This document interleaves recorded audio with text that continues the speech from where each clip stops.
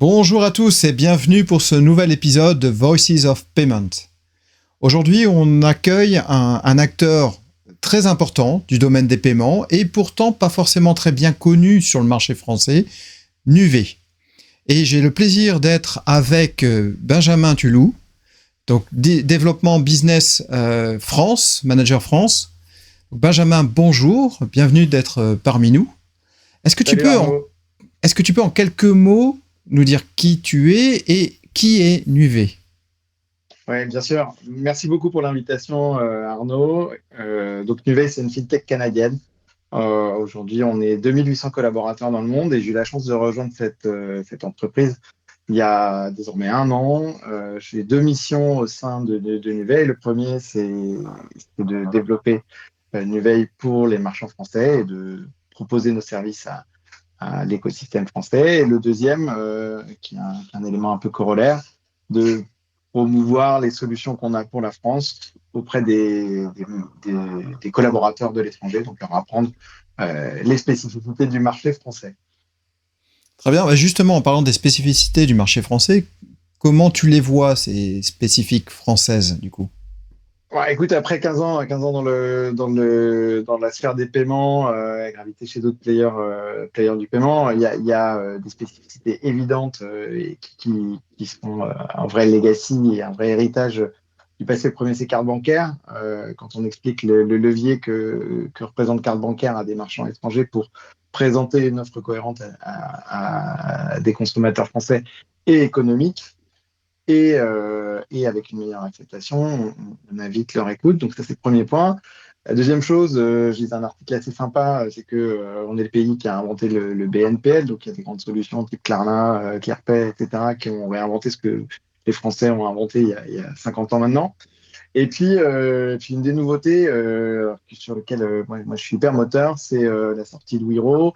Je suis hyper fier de voir Nuvei être en première ligne à délivrer Wiro. Les premières transactions sont en production sur la Belgique, et arriveront en France au deuxième semestre 2026. Mais c'est trois bons exemples qui donnent la spécificité et l'unicité de notre marché et qui montrent aussi qu'à travers le monde, il y a beaucoup de spécificités. On retrouve des choses très disparates dans le paiement.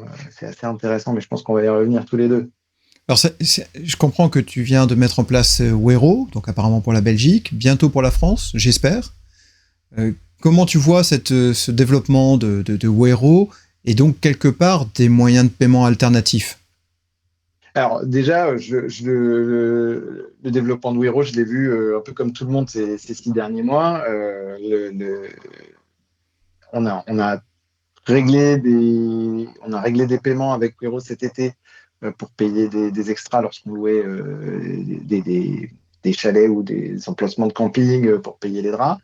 Nos hôtes nous demandaient de faire des Wiro, des copains demandent de faire du Wiro. Donc, il y a un vrai trend. Je n'ai pas forcément les chiffres en tête, mais on est à plus de 50 millions d'utilisateurs déjà de Wiro. Euh, pour moi, les premières étapes qu'ils avaient prévues au déploiement sont franchies et désormais, on attend avec impatience l'arrivée en France du système de paiement Wiro sur les sites e-commerce pour faciliter le paiement.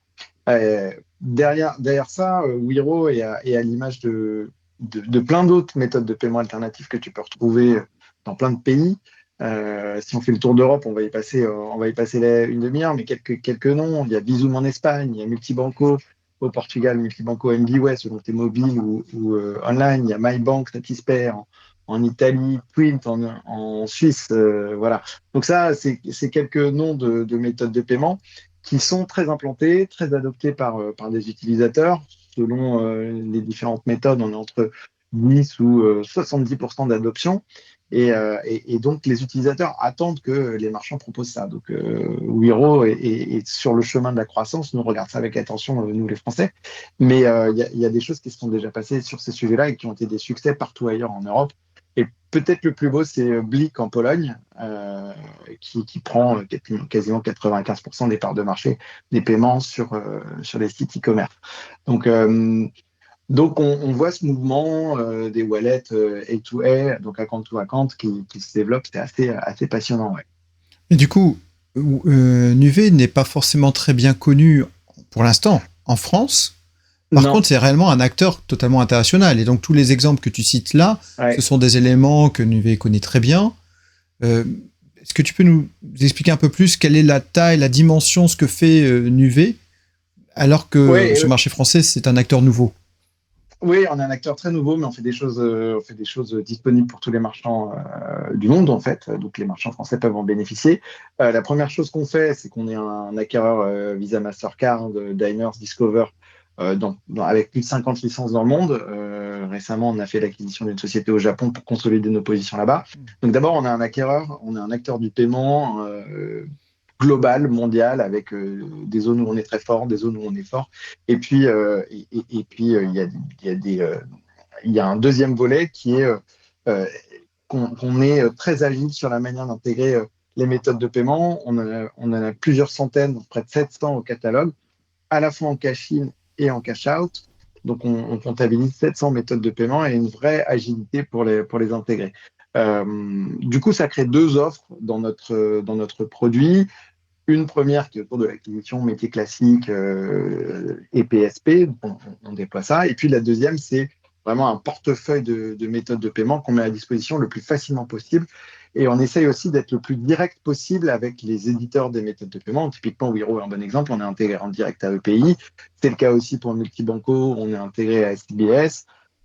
C'est pareil pour MyBank, on est intégré à Preto. Enfin voilà, je ne vais pas toutes te les faire, mais ça marche comme ça dans le monde entier et on a 5 équipes sur chacune des plaques continentales qui développent leurs propres offres APM localement au bénéfice de l'ensemble des marchands du monde. Je sais pas, moi, si demain on a la chance de travailler pour une société du luxe, on pourra leur proposer facilement des encaissements locaux hyper compétitifs au Brésil, au Canada, au Japon. Voilà, Donc pour quelques vraiment exemples. un acteur international capable d'accompagner les marchands dans les différents pays en déploiement complet international, et y compris quels que soient les moyens de paiement plus classiques que carte, mais également les moyens de paiement alternatifs des différents pays. C'est ça. Absolument, absolument. Les moyens de paiement alternatifs des différents pays, tu retrouves beaucoup de. Enfin, il y a tellement de spécificités. Si on regarde ne serait-ce que l'Europe, là, on a un marchand que j'aime bien qui s'appelle Flaconi, qui est leader de la cosmétique en Allemagne. On a déployé avec eux 10 pays. On en est à 24 paiement méthodes Oui. déployées juste pour l'Europe. Donc, et autant te dire que dans certains pays, c'est clairement pas la carte qui prend le dessus. En France, nous, on est très carte. En Espagne aussi. En revanche, en Europe de l'Est ou en Allemagne, c'est beaucoup moins le cas. Donc les méthodes de paiement ont un poids pour les marchands internationaux. Si on revient un peu sur la France, l'essor de Wiro va aussi un peu secouer le panorama des méthodes de paiement qui existent. Et donc, il y a une balance économique qui peut être aussi en faveur de Wiro par rapport au prix du paiement, tu vois. Donc cet équilibre économique, il est hyper intéressant. Au-delà de l'adoption par les utilisateurs, il y a aussi un coût du paiement. Le coût du paiement, il n'est pas le même en Pologne, il n'est pas le même en France, il n'est pas le même au Brésil. Et nous, on est plutôt habitués, les Français, à payer pas trop cher notre paiement. Après, ça dépend des méthodes. Mais globalement, la carte n'est pas très chère. Et donc du coup, Nuvei n'est pas très cher non plus, alors j'imagine, pour les marchands. Ah bah alors, c'est pas très cher. On apporte de la valeur, donc on vend la valeur qu'on apporte. Néanmoins, on tâche d'être ultra compétitif en étant connecté le plus directement possible au cœur des systèmes financiers des éditeurs de méthodes de paiement pour bénéficier, pour éviter des intermédiaires qui agrègent les méthodes de paiement. Donc, il y a des prestataires dans le monde des paiements qui facilitent l'accès à des méthodes de paiement. Donc, là où il y a des gros marchés pour nous, des marchés industrialisés, on va être connecté le plus proche possible finalement de ces méthodes de paiement pour tirer la meilleure compétitivité. Et de toute manière, voilà. Après, tu connais aussi bien le monde du paiement que moi. Les volumes attirent aussi la compétitivité et la baisse des prix. Mais globalement, oui, on sait être compétitif. Et comment tu adresses justement le marché français, puisque c'est quelque part un nouveau marché pour Nuvei, Oui. assez récent en Alors, tout cas. assez récent. On a la chance d'avoir une comité de payment manager qui est intéressée, qui fait de la veille, qui comprend chaque point de valeur. Donc, le premier axe de développement, c'est travailler avec les sociétés qui ont des payment managers pour comprendre notre offre. Pourquoi pas l'intégrer ensuite dans une roadmap. Il y a un point important pour ces sociétés-là qui emploient des payment managers, c'est qu'elles elles fragmentent très souvent leur stack technique de paiement. Et donc, ça ouvre des places pour nous en tant que nouvel acteur. Le marché a quand même été euh, bien développé ces dernières années avec l'entrée de nouveaux acteurs. Chaque année, quasiment, il y en a eu un sur les 10 dernières années. Donc, voilà, cette communauté-là, elle ouvre des portes à différents moments de son développement chaque année et de leur vision court, moyen, long terme. Donc voilà, typiquement, Wiro est une nouvelle porte qu'on ouvre. La deuxième chose, c'est que on cherche d'essayer on cherche à trouver des espaces d'opportunité avec les plateformes et les interfaces qu'on a avec des third parties, des prestataires techniques tiers. Ça va être le cas des orchestrateurs ou des CMS. Donc, on va avoir des applicatifs qui sont directement disponibles pour les marchands qui utilisent des orchestrateurs, qui sont sur des CMS type Shopify, Magento, enfin Adobe ou Salesforce Commerce Cloud. Donc là, on a une trajectoire qui est plus commerciale que technique, où on va, pareil, proposer nos services à la carte aux marchands. Le troisième volet, qui est plus du package sur le mid-market, avec des marchands qui ont moins de connaissances paiement. Et là, on va vendre une solution globale, car plus méthode de paiement alternative, parce que c'est des marchands qui ont moins dans l'habitude de chercher les petits pourcents et qui ont aussi beaucoup d'enjeux dans leur... enfin, les personnes ont beaucoup d'enjeux aussi dans leur responsabilité à un niveau individuel. Donc, on ne peut pas non plus gérer plein de petits projets avec eux. Donc, on a une approche très globale pour cette partie-là. Donc, voilà, tu as 3 segments sur lesquels on travaille quotidiennement. Donc vraiment très focalisé sur les attentes et les besoins des marchands, capable de répondre aux différents types d'objectifs, de taille également, à la fois domestique et international, et un accompagnement complet au niveau international. Oui, bah, un accompagnement complet international. Moi, demain, là, j'ai rendez-vous avec on prévoit nos rendez-vous, je ne peux pas l'appeler à l'improviste, mais j'ai un rendez-vous avec le country manager Japan pour savoir ce qu'on peut faire pour un marchand français pour le Japon. Donc ça, typiquement, c'est des choses que moi, j'adresse aussi pour des D'accord. marchands venant d'ailleurs pour parler de la France. Mais oui, l'idée, c'est de regarder là où il y a des intérêts, là où il y a des leviers business pour construire des business cases. Donc, on aime bien chez Nuvei le gap selling. On n'attend pas que le marchand exprime aussi ses besoins pour lui proposer de la valeur ajoutée. Et encore une fois, on parlait beaucoup des APM. Un marchand qui a beaucoup d'activités dans le B2B ou des gros paniers, s'il fait de l'activité en Italie, il faut qu'il intègre un MyBank parce qu'il y a un business case. Il y a un business case d'économie et de vente additionnelle qui a déjà été prouvé par l'exemple. Donc, c'est notre approche, elle est pas tant que répondre à des demandes clients. Évidemment, on le fait, on répond à des RFP, on répond à des demandes clients, mais aussi d'être très dans la proposition, dans la force de proposition et un peu la nouveauté, parce que c'est des sujets qui sont parfois difficiles à voir pour des responsables paiement ou responsables e-commerce. Tiens, de te dire, il y a voilà, MyBank en Italie, c'est un bon exemple.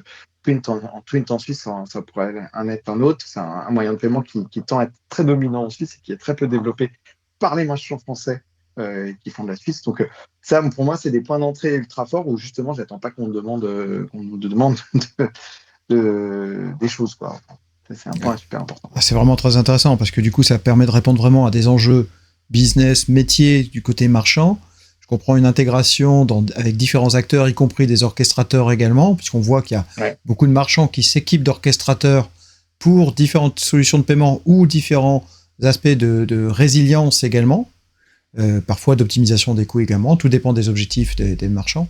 Donc une intégration avec des orchestrateurs en direct, simplification des connexions en étant connecté directement avec les solutions de paiement derrière, type Wero par exemple, la capacité d'accompagner les marchands en multi-pays, multi-moyens de paiement, et avec un objectif très proactif, de ce que je comprends en tout cas, très proactif pour aider les marchands dans l'optimisation de leurs transactions, du retour client, du taux de conversion peut-être aussi, enfin, tous ces aspects-là. Oui, bien sûr.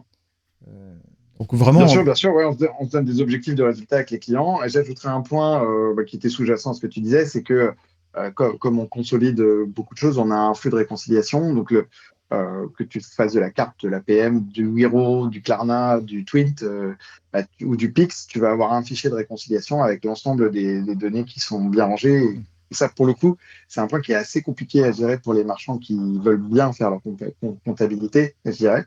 Donc ça, nous, on a une solution qui agrège tout ça parce que justement, on est proche des schemes, on est proche des cœurs financiers. Donc notre rôle aussi, c'est de donner de la transparence sur les coûts du réseau, les coûts d'interchange pour les cartes. Mais c'est aussi la même chose. On fait rentrer aussi dans les cases les coûts liés aux méthodes de paiement alternatives. Tout est streamliné pour que ce soit efficace d'un point de vue comptable. Souvent, Alors, les en effet, comptables la sont un peu partie cailloux réconciliation, dans la chaussure des payment managers, des responsables e-commerce, quoi. et tu as raison, la partie réconciliation est un élément extrêmement important qui est parfois un peu sous-estimé. On parle surtout de la partie front au départ, surtout les moyens de paiement. Mais toute cette partie back et de réconciliation, elle est absolument critique dans l'ensemble de la gestion transactionnelle. C'est souvent oublié dans la partie gestion des paiements. C'est souvent oublié, mais pour les marchands, c'est absolument vital. Et plus on rajoute des moyens de paiement ou des acteurs, plus il faut être capable de bien gérer tous ces aspects de réconciliation, parfois sur des informations différentes, des formats différents également. Donc d'avoir un acteur qui permet de centraliser tout cela pour générer un fichier de réconciliation unique, c'est une vraie valeur ajoutée, en effet. Mm. Est-ce que tu as un dernier message que tu voudrais donner au niveau des marchands? Bah, le message, si on regarde un peu plus loin, c'est qu'il y a de la nouveauté tous les jours dans les paiements, et ça, je ne vais pas te l'apprendre, je ne vais pas leur apprendre. Le côté, je pense qu'il faut se méfier du côté hégémonique et omniscient de certains prestataires de paiement. La sélection d'un prestataire de paiement, elle dépend aussi de la capacité à répondre en agilité dans des temps moyens à des exigences du marché, mais aussi des exigences marchandes. Euh, à partir d'une certaine taille, c'est difficile de considérer que one fits all, tu vois, que tout peut être répondu par un seul prestataire. C'est là où les orchestrateurs ont du sens. Donc voilà, faut pas avoir peur du changement, faut pas avoir peur de partager, faut juste bien mesurer ce qu'on fait. Et voilà, pour gagner du temps et faire plus de ventes, des économies. Enfin, tous ces volets-là, ils font partie des business cases. Donc voilà, soyez alerte, discutez avec les commerciaux, les experts du paiement pour comprendre qu'il y a beaucoup, beaucoup, beaucoup de paramètres qui doivent rentrer en compte dans le choix d'un prestataire de paiement. En effet, tout à fait juste. Merci beaucoup. Merci, Merci Benjamin. à toi. C'était absolument passionnant. Et donc, on a un peu mieux découvert Nuvei sur le marché français, notamment, grâce à tes explications. Merci beaucoup, Arnaud. Merci. Et merci à tous. À très bientôt dans un prochain épisode de Voices of Payment. Merci. Au revoir.